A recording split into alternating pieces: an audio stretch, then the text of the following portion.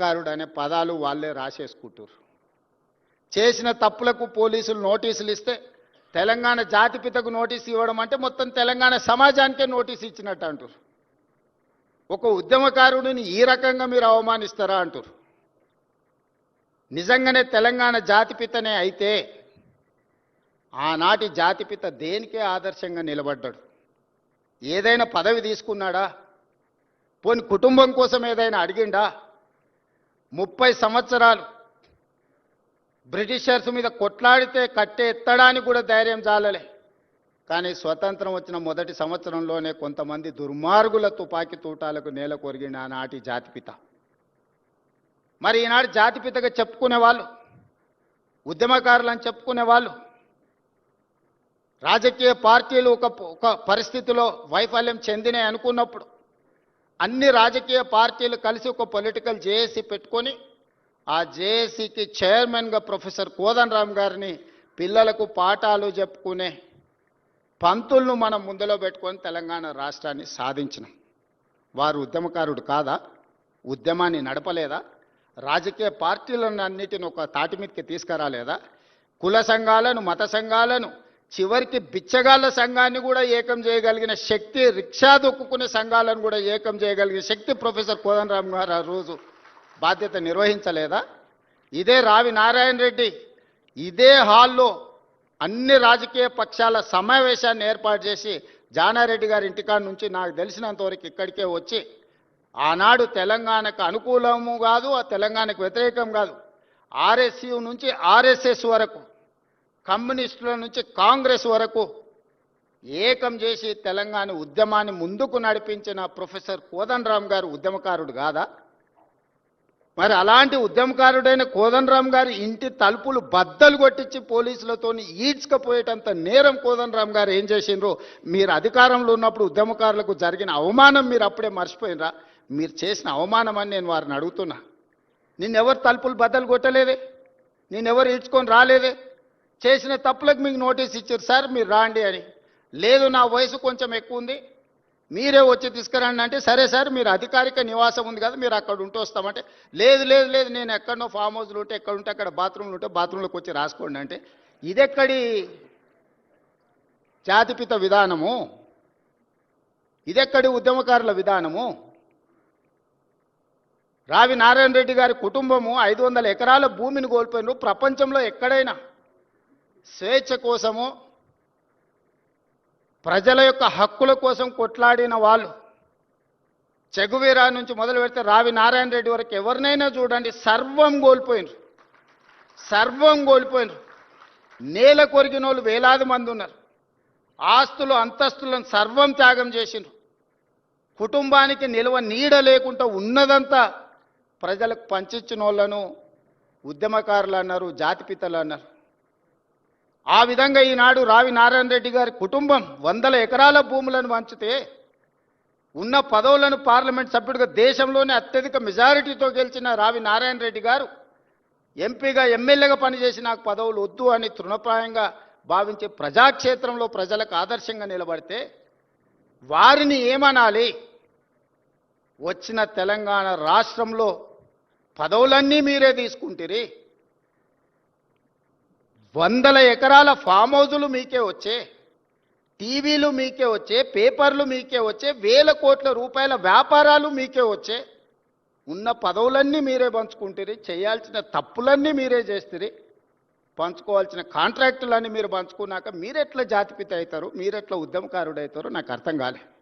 ఒకవేళ మీరే జాతిపిత, మీరే ఉద్యమకారులు అయితే రావి నారాయణ రెడ్డి గారు, ప్రొఫెసర్ కోదండరామ్ గారు సుప్రీంకోర్టు జడ్జిగా జస్టిస్ సుదర్శన్ రెడ్డి గారు తెలంగాణ రాష్ట్ర ఏర్పాటు ప్రక్రియలో అవసరమైతే తన బాధ్యతను కూడా పక్కన పెట్టి ఎవరేమనుకున్నా సరే ఈసారి ప్రజలకు స్వేచ్ఛ రావాల్సిందే, సామాజిక న్యాయం జరగాల్సిందే, సమానమైన అవకాశాలు రావాల్సిందే అని ముందుకొచ్చిన జస్టిస్ సుదర్శన్ రెడ్డి గారు లాంటి వాళ్ళని ఏమనాలి? దయచేసి ప్రజలు తిరస్కరించినప్పుడు అర్థం చేసుకోవాలి. ప్రజాక్షేత్రంలో మీరే స్వయంగా ఎమ్మెల్యేకి ఓడిపోయినప్పుడు, పార్లమెంటు ఎన్నికల్లో మీకు ప్రజలు ఒక్క సీటు కూడా ఇవ్వలేదన్నప్పుడు, ప్రజల తిరస్కరణకు మీరు గురైనరు, కానీ ప్రజలు ఓటేయక ప్రజలే తప్పు చేసిండ్రన్న ఆ నేరాన్ని ప్రజల మీద మోపడానికి ప్రయత్నం చేస్తే ఇదెక్కడి ప్రజాస్వామ్యము, ఇదెక్కడి జాతిపిత, ఇదెక్కడి ఉద్యమకారుడి ఆలోచన నాకైతే అర్థం కాలే. ప్రజల తిరస్కరణకు గురైనప్పుడు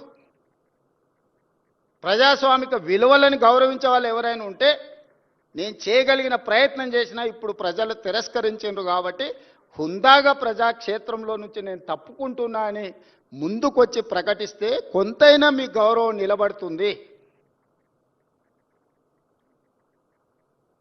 ప్రజాస్వామ్యంలో ప్రజాస్వామ్యానికి స్వేచ్ఛ ఉన్నది, క్రిమినల్ కాన్స్పిరసీకి స్వేచ్ఛ లేవు.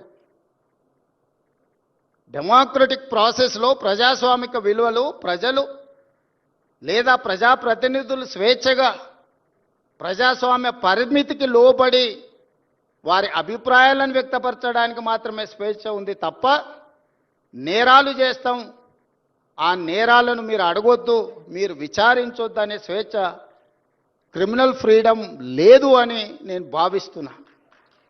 ఈ రెండిటికున్న చిన్న తేడాను తెలంగాణ సమాజం గమనించాలి. అధికారం ఉన్నప్పుడు దాన్ని దుర్వినియోగాన్ని చేసి అధికారాన్ని పదిలం చేసుకోవాలన్న ఆలోచనతోని వేల కోట్ల రూపాయలు, వందల ఎకరాల భూములు అన్ని రకాలుగా సంపాదించుకొని అక్రమ మార్గాలను ఎంచుకున్నప్పుడు విచారణ తప్పదు. ప్రజాస్వామ్యబద్ధంగా డాక్టర్ బాబాసాహెబ్ అంబేద్కర్ గారు ఇచ్చిన రాజ్యాంగమే అది. ఒకసారి హోదాకు వస్తే ఏ నేరాలు చేసినా ఆ నేరాలను విచారించకూడదని ఎక్కడా లేదు. సిబు సోరెన్ గారు ఎంత కొట్లాడిండ్రు. సిబు సోరెన్ లేకపోతే ఆ రాష్ట్రం వస్తుండేనా? వారు విచారణను ఎదుర్కోలేదా? లేదా అధికారంలో ఉన్నప్పుడు పాల్పడిన కొన్ని తప్పిదాలకు లాలు ప్రసాద్ గారు, జయలలిత గారు, లేకపోతే యడ్యూరప్ప కర్ణాటక ముఖ్యమంత్రి గారు పెద్ద పెద్ద రాష్ట్రాలకే ముఖ్యమంత్రులుగా బాధ్యతలు నిర్వహించారు కదా, వాళ్ళు విచారణను ఎదుర్కోలేదా?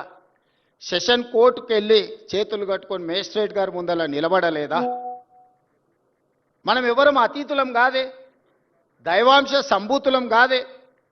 మధ్య యుగాలలో చక్రవర్తులు అనుకునే వాళ్ళంట నేనే రాజ్యం, రాజ్యమే నేను అని. మధ్య యుగాల చక్రవర్తుల యొక్క ఆలోచనలను పక్కన పెట్టండి. ప్రజాస్వామిక దేశంలో ఉన్నాం. మధ్య యుగాల చక్రవర్తులు రాజుకు బాధ వస్తే రాజ్యానికి బాధ వచ్చినట్టు, రాజుకు సంతోషం కలిగితే రాజ్యమంతా సంతోషంగా ఉన్నట్టు మధ్య యుగాలలో చక్రవర్తులు అనుకునేవాళ్ళు. మధ్య యుగాల చక్రవర్తులు ఈనాడు కాలం చెల్లింది. ఈరోజు ప్రజాస్వామిక బద్ధంగా జరిగే విచారణలు ఎవరైనా ఎదుర్కోవాల్సిందే. ఆనాడు మీరు చేసిన తప్పిదాలు, కోదండరామ్ గారి తలుపులు బద్దలు కొట్టినప్పుడు ఒక్కసారైన ఉద్యమకారుడిని, తెలంగాణ రాష్ట్ర సాధనలో అందరినీ ఏకం చేసి నడిపించిన వాళ్లకు ఈ రాష్ట్రంలో ఇంత అవమానం జరగకూడదు వచ్చిన రాష్ట్రంలో అని ఒక్కసారైనా ఆలోచన చేసిండ్రా? వారు ఉన్నప్పుడు చట్టసభలలో రానిచ్చే అవకాశం కూడా ఇవ్వలే. ప్రజా పరిపాలన ఏర్పడ్డ తర్వాత వారిని శాసనమండలి సభ్యులుగా పెద్దల సభలో ఉండాలని పంపిస్తే సుప్రీంకోర్టు వరకు కేసేసి కొట్టేయించిన చరిత్ర మీది. అంత నేరం కోదండరామ్ గారు ఏం చేసిండ్రని నేను అడుగుతున్నా. నువ్వు ఇవ్వకపోతే ఇవ్వకపోయినా నీ నచ్చలేదు, నువ్వు ఇవ్వలేదు, నచ్చితే నజరానా, నచ్చకపోతే జుర్మానా, నీ విధానం సరే మంచిది, నీ విధానానికి ప్రజలు కూడా తీర్పు ఇచ్చారు. అరే పెద్ద మనిషి పెద్దల సభలో ఉండాలి, మాలాంటి యువకులకు వారు ప్రజల నుంచి నిత్యం ప్రజల మధ్యలో ఉంటారు, ప్రజల నుంచి సమస్యలు తెలుసుకుంటారు, వాటిని చట్టసభలలో ప్రస్తావిస్తే ఆ సమస్యలు పరిష్కరించవచ్చని ఒక మంచి ఆలోచనతోని వారిని పెద్దల సభకు తీసుకొస్తే, ఆ తీసుకొచ్చిన పెద్దల సభలోకి తెచ్చిన అంశాన్ని కూడా సుప్రీంకోర్టు వరకు కేసులేసి కొట్లాడి కొట్టేయించాల్సినంత తప్పిదం ప్రొఫెసర్ కోదండరామ్ గారు ఏం చేసిండ్రని నేను ఈ వేదిక మీద నుంచి అడుగుతున్నా. ఇలాంటి విషయాలు ఎన్నో మన సమాజంలో ఉన్నాయి.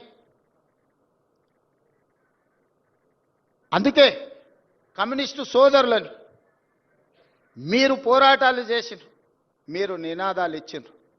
మీరు చేసిన పోరాటాలకు, మీరు ఇచ్చిన నినాదాలకు చట్టబద్ధత చేసింది కాంగ్రెస్ పార్టీ.